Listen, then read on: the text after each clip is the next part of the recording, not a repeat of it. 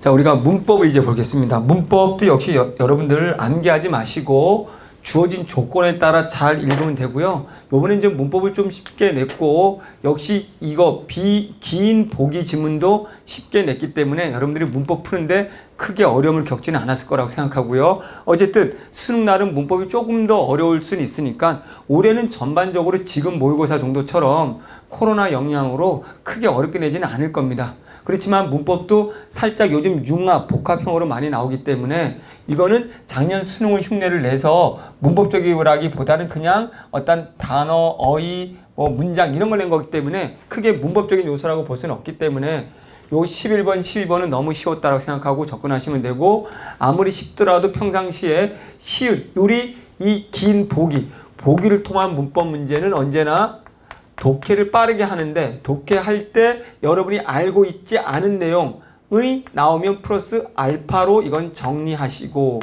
보통 현대 문법과 그래서 범주와 같은 중세 문법이 나오면 둘의 차이점을 보시면 되고 집중적으로 읽도록 하시고, 읽어가면서 여러분이 내용을 아는 거다 그러면 사례는 넘어가면 되고, 내가 이 내용을 모르는 거다 그러면 사례를 통해서 자세히 이해하면 되고, 특히 중세 문제를 풀 때는 우리가 현대어를 통해서 중세를 찾아간다 라는 걸로 이해하시면 됩니다. 한번 보도록 하겠습니다. 자, 담화는 하나 이상의 발화나 문장으로 이루어진다. 담화 그 내용면에서 완결성을 갖추기 위해서는 담화를 이루는 발화나 문장들이 일관된 주제 속에서 내용상 유기적 관련을 맺고 있어야 된다. 그럼 눈에 들어온 단어가 담화의 완결성, 이거는 문장들이 관련된 주제 속에서 유기. 그럼 일단은 담화 중에서도 완결성은 바로 하나에 대한 관련된 일관된 주제 속에서 유기성. 이때 각 발화나 문장 간의 관련성을 보여주는 형식적 장치가 필요하다. 그러면 이런 유기성을 보여주기 위해서는 형식적인 장치가 필요한데, 그 장치가 바로 뭐냐면 지시, 대용, 접속이다. 이것도 독해거든. 그러니까 언제나 공부는 논리, 독해가 중요하거든. 두 문장 이상, 두 단어 이상이 나오면 무조건 논리 관계다. 그럼 앞으로 얘네들은 이거 차례대로 서술 하겠지. 우선 지시표현 이렇게 나와요. 지시표현은 담화 장면을 구성하는 화자, 청자, 사물, 시간, 장소 등의 요소를 직접 요 단어 가리키는 표현이다. 그리고 대용 표현은 담화에서 언급된 말 혹은 뒤에서 언급될 말을 대신하는 표현이다. 대표적인 지시 표현으로는 갑자기 왜 지시로 와? 왜 접속까지 다 말하고 이야기를 하지? 이런 게 논리가 안 맞는 거지. 대표적인 지시, 그럼 이거 설명하고 말하든지. 지시 표현으로는, 대표적인 지시 표현으로는 이그저가 있다. 대표적인 지시 표현으로는 이그저. 자, 이들이 담화에서 언급되는 말을 대신할 때는 대용 표현이 된다. 이것이 이그저가 담화에서 언급되는 말을 대신할 때는, 이것이 대용이 된다. 이그저가. 자, 가령 친구가 든 꽃을 보면서 화자가 이 꽃 예쁘네 라고 말했다면 꽃을 직접 가리키는 이는 지시 표현이다. 이 꽃 할 때 이는 지시 표현이다. 이 꽃 이렇게. 그러나 이런 게 중요하지. 파트. 화자가 그런데 지난번 꽃도 예쁘던데 그때 그거는 어디서 샀어? 라고 발화를 곧장 이어간다면 이때의 그거는 앞서 봐라. 그거, 이 꽃을 가르치는 그거죠. 그러면 이어간다면 그거는 앞선 바라의 지난번 꽃이라는 말을 대신하는 대용 표현이 된다라는 거. 이그저의 여기에 그지만 이거는 이때는 대용 표현이 된다. 끝으로 접속 표현은 문장과 문장, 발화와 발화를 연결해주는 표현으로 그리고 그와 같은 접속 부사가 대표적인 예이다. 앞서 언급된 두 번째 발화의 그런데도 접속 같은 거. 중요한 포인트는 이 둘의 차이를 헷갈리면 안 된다는 거지. 직접 이야기하는 거니 아니면 그걸 대신 말하는 거니 간접이란 뜻이지. 한편 담화 전개 과정에서 화자는 청자 및 맥락을 고려하면서 발언한 문장을 통해 자신의 의도를 효과적으로 구현한다. 이때 여러 문법 요소가 활용된다. 이때는 여러 문법 요소지. 가령 화자는 아버지 진지 드세요 라는 발화에서 드세요의 드시를 통해 문장의 주체인 아버지를 요라는 종결 어미를 통해 청자인 아버지를 높이고 있다. 갑자기 이제 요걸 떠나서 문법적인 걸 이야기로 툭 튀어나왔어. 그 문법적인 거에서 이제 주체를 높이는 것과 청자를 높이는 걸로 이야기를 했어. 이와 같이 화자는 특정 어휘나 조사, 어미 등을 사용하여 어떤 대상에 대해 높이거나 낮추는 태도를 드러낸다. 갑자기 높임법으로 이제 바뀌었어. 그래서 여기에서 아버지 진지 드세요 라는 드시다라는 어휘, 간이겠지. 여기서는 통해서는 주체, 종결음이 뭐뭐요요 라고 할 때는 아버지가 여기서는 주체, 진지를 드시는 아버지면서 말을 듣는 청자이거든. 요는 청자를 높이는 상대 높임이거든 사실은. 그래서 아울러 위에 드세요의 어요는 화자가 청자에게 어떤 행동을 요구하고 있음도 보여준다. 이 어요는 높임도 있고 요구도 있다. 즉 종결 어미는 청자에게 답변을 요구하거나 어떤 사실을 새롭게 알게 되었다는 점을 두드러지게 나타내는 등 화자의 의도를 구현할 때 쓰인다. 화자, 청자 및 맥락이 반환한 문장에서 문법 요소와 맺고 있는 관련성은 할아버지께서 마치 방에 계셨구나, 과일 좀 드리고 오렴 같이 연속된 발화로 이어진 담화에서 더욱 강하게 나타난다 라는 거죠. 그럼 보시죠. 뭐 자, A부터 F. 그러면 정답은 F. 작년에 같이 갔던 수목원을 직접 가리키는 지시 표현이다. F는. 그러면 직접 가리키는 지시냐 아니면 간접적인 대용 표현이라 묻겠지. 그럼 F 보면 자, 거기 해수욕장은 아직 춥잖아. 거기 해수욕장. 그리고 너무 멀잖아. 선의를 바라보며 작년에 같이 갔던 수목원은 어때? 라고 했는데 거기가 좋겠다. 그러면 작년에 같이 갔던 수목원을 가리키는 게 거기가 되는 거죠. 그러면 같이 갔던 이 부분을, 이 거기가 바로 대용, 대신 쓰는 표현이죠. 직접으로 가르치는 지시는 아니죠. 만약에 이 수목원은 어때? 저 수목원은 어때? 하면 지시인데 작년에 같이 갔던 그 수목원을 다시 다른 말로 대신해서 거기라고 한 거기 때문에 이건 답이 틀렸습니다. 그래서 답은 5번 F가 되는 거죠. 자, 뭐 나머지는 우리는 충분히 여기 한번 나머지도 한번 보세요. 1번 선택지는 주말 나들이 장소 정하기라는 내용에 부합하지 않아서 담화의 완결성을 떨어뜨리고 있다. 왜냐하면 이 내용이 자, 주말 나들이 장소를 정하고 있는데 갑자기 A에서 지금 저녁 먹으러 가자. 저녁 먹으러 가는 것과 나들이 장소 정하는 건 맞지 않기 때문에 주제에 연관성이 없으니까 완결성이 떨어지는 거죠. 나머지는 뭐 쉽게 우리가 알 수 있을 거라고 보고요. 자, 요걸 제대로 볼게요. 기억에 대한 이해로 적절하지 않은 겁니다. 자, 이건 좋은 문제고 요게 속하는 걸 봅니다. 할아버지께서의 깨서를 통해 화자가 문장의 주체인 할아버지를 높이고 있는 거죠. 이거는 높임을 나타내는 주격 조사죠. 깨서. 계셨구나에서의 계시를 통해 화자가 문장의 주체인 할아버지를 높이고 있다.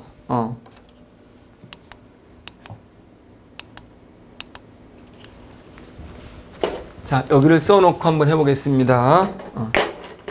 할아버지께서 마침 방에 계셨구나.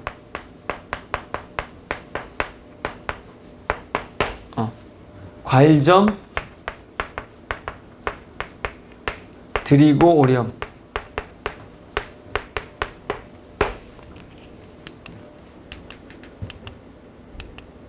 1번 할아버지께서, 요 께서는 할아버지께서 계시다. 이 서술어의 주어입니다. 그래서 주격조사가 된 거고요. 계셨구나의 계시를 통해 할아버지를 높이는 거죠. 특서 있다 아니고 있으시다가 아니고 계시다라는 특수어이. 할아버지를 높인 거죠. 주체죠. 할아버지가 주어. 계셨구나의 구나를 통해 화자가 문장의 주체인 할아버지에 관한 사실을 새롭게 알게 되었음, 의도를 드러낸 거죠. 몰랐는데 계셨구나 이거죠. 그리고 드리고의 드리를 통해 화자가 문장의 주체인 할아버지를 높인다. 틀렸네. 문장의 주체가 아니고 객체라고 해야 되는 거죠. 왜냐하면 드리다. 누구한테 드리는데, 야 과일 좀, 여기는 할아버지께, 이게 생략된 거거든요. 할아버지께로 와야 되는 거죠. 그러니까 얘는 부사어가 생략됐고, 이 부사어 이퀄 이때 할아버지는 객체가 되는 거죠. 부사어나 목적을 높이는 게 객체고, 과일 좀 드리다. 내가 지금 주는 행위를 하는 주체는 뭐 아들이나 딸이 되는 거죠. 그래서 문장의 주체인 할아버지가 아니고 객체인 할아버지가 되는 거죠. 오렴의 염을 통해 화자와 청자에게 어떤 행동을 요구하는 거죠. 주고 와 이런 얘기죠. 그래서 문제를 잘 냈습니다. 이 부분은 높임법을 물어본 거죠. 자, 13번. 이제 원래 현대와 고전 문법을 보기라는 긴 지문에서 냈는데 따로 짧게 현대와 고전을 다시 냈습니다. 한번 보시죠. 이것도 정리 잘하면 됩니다. 현대국어와 달리 중세국어에서의 관형격 조사는, 그러면 중세에서의 관형격 조사입니다. 그러면 우리가 중세 문법 알 필요가 없는 거죠. 여러 형태가 있다. 그럼 여러 형태가 뭔지 차이점을 찾으면 되죠. 선행체언이 무정물, 감정이 없는 생명체일 경우에는 시옷이 쓰이고, 그러면 반대로 감정이 있는 생물, 유정물에는 모음 조화에 따라서 애가 오기도 하고, 모음 조화에 따른 말은 앞에 유정물이라는 애가 양성모음으로 끝나면 애고, 이건 기본적으로 알아두라고 했어요. 알아야. 그 다음에 의, 이거는 유정물이 앞에가 음성으로 끝나면 의 쓰인다. 다만 유정물이라도 존칭의 대상이라면, 이 유정물인데 얘가 존칭의 대상이라면 그때는 시옷을 쓴다. 이를 참고하여 선행체언과 후행체언의 관용격 조사로 연결되었을 때 모습을 한번 해보자. 이렇게 된 거죠. 그러면 자, 현대어로 보면 되는 거죠. 이게 아버님, 아반님 됐죠. 님, 의 이렇게 된 거죠. 그럼 이게 고전입니다. 바, 님으로 맞추고 현대어로 맞춰보는 거. 님. 그리고 여기 현대어는 의죠. 그러면 자, 현대어로 풀라는 말은 이겁니다. 다시 쉽게 여기 보세요. 1번 반, 님. 이게 현대어. 현대어는 아버님의. 현대어는 아버님의 곁. 그러면 고전은 똑같이 맞춰야 됩니다. 이게 아바님이면 아바님의 곁이요. 그럼 얘를 현대어처럼 똑같이 만들려면 내려오세요. 요거 고전 쉽습니다. 여기에 아바 미음을 내려오면 됩니다. 미음 내려오면 여기에 이응만 남는 거죠. 그러면 이게 아바님 의가 된다는 거죠. 그러면 이것이 틀렸다는 거죠. 왜냐하면 아바님, 벌써 현대어를 본다면 아버님 존칭을 나타내는 우리 전민사를 붙였단 말이에요. 존칭, 님. 그러면 전민사를 붙였으면 여기에는 의가 오면 안 되고, 고전에서는 존칭을 나타내는 유정물일 때는 시옷을 써야 되기 때문에 여기는 의가 오면 안 되고 이렇게 돼야 되는 거죠. 그러면 아마 이거는 아바님 시옷 이렇게 표현해야 되는 거죠. 그래서 틀린 것은 1번이 되는 것이죠. 나머지는 그력 플러스 2란 말이죠. 기력이라고 되어 있죠. 기력이. 그러면 기력이 유정물입니다. 유정물. 근데 기력, 음성 모음이에요. 음성 모음 여. 그렇기 때문에 의가 온 거죠. 아달. 똑같이 아달애가 되는 거죠. 아달. 근데 이게 양성모음이 왔고 사람이잖아요. 그러면 유정이기 때문에 애가 와야 되는 거죠. 수풀인데 수풀 봤더니 시옷이 여기 있어요. 그럼 이 수풀은 무정물로 보고 시옷이 온 거죠. 등잔도 니은 시옷이 온 거죠. 무생물로 오고 시옷으로 온 거죠. 됐죠? 자, 요거 봅니다. 안긴 아는 문장을 설명한 거죠. 그러면 답은 1번인데 봤더니 주기적으로 운동하기가 건강의 첫걸음이다. 그러면 기억의 서술어인 문장, 기억이 서술어. 얘가 서술어로 취급한다면 문장에서 그럼 이게 전체가 문장이라면 명사절이 주어 기능을 한다. 이거에 대한 주어 기능이 명사절이다. 그러면 주기적으로 운동하기 기로 끝난 명사성 정성 어미가 온 명사절이 되는 거죠. 앞에 주어는 생략됐겠죠. 우리가 주기적으로 운동하기가 이렇게 되는 거죠. 그럼 어쨌든 이 절의 이름은 우리 알아둬야 돼. 명사절의 이름은 이게 주어 그리고 서술어. 여기 주어 1, P1 여기가 P2라고 합시다. 그러면 얘 이름을 따서 명사절, 명사절 전성어미. 그런데 주격조사가 붙으면서 이 서술어 2에 대한 이 명사절이 주어 기능, S2의 기능을 하는 거죠. 이렇게.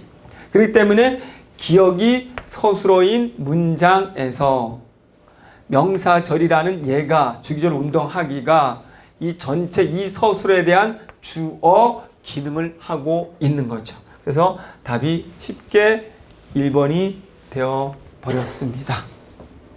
나머지는 일단 넘어가겠습니다. 자, 요것을 조금 여러분들이 틀릴 확률이 높았어요. 이거를 수능 이렇게 나오진 않는데 틀릴 확률이 높은 것 같고 그래서 요걸 좀 더 해볼게요. 어떻게 맞춰야 되는지. 자, 지금은 뭘 물어보냐면 띄어쓰기인데 조사는 띄어 써야 되고 그리고 나머지 자 문장의 각 단어는 띄어 써야 하지만 조사는 예외적으로 그 말에 붙여 쓴다거든요. 그러면 여기에서 그러면 앞말에 붙여 써야 하는 조사를 찾으라는 거예요. 그러면 조사하고 사실은 아닌 거를 찾기가 참 어렵죠. 그러면 사실 그 시간에 봉사보다는 게임을 근데 이 보다라는 게 실제로 뭔가를 보다 시라는 의미가 없기 때문에 이거는 비교를 나타내는 비교격 조사로 봉사 보다라고 붙여야 되는 거죠. 비교격 조사로. 그래서 붙여야 되고 조사입니다. 도울 뿐이었는데 작은 일을 도울 뿐이다. 이것도 잘 보세요. 여기는 돕다의 니을은 바로 관형사형 전성 어미가 돼서 뿐이라는 건 의존 명사가 되는 거예요. 그럼 또 얘가 왜 의존 명사이냐면 체언 뒤에는 이다라고 하는 서술격 조사가 붙는다는 거 알죠? 그렇기 때문에 얘는 체언이겠다라고 알아야 돼요. 그러면 체언이고 의존명사라면 띄워야 되는 거죠. 그렇기 때문에 얘가 의존명사가 되고 앞에는 반드시 관형어가 와야 되고 돕다라는 품사는 동사지만 뿐이라는 게 지금 의존명사 체언입니다. 왜 이다라는 서술격 조사가 붙어서 이는 간이잖아요. 그래서 얘를 서술어로 만들어 주기 때문에 그러면 얘는 체언이 됐고 그러면 체언이면 하나의 단어로서 띄워야 되는 건데 또 뭐냐면 얘가 뿐이라는 의존명사가 성립하려면 앞에 관형어가 와야 되거든요. 그래서 돕다라는 얘 품사는 동사지만 관형사처럼 쓰이려면 니을이 관형사형 전성 어미가 와야 되는 거죠.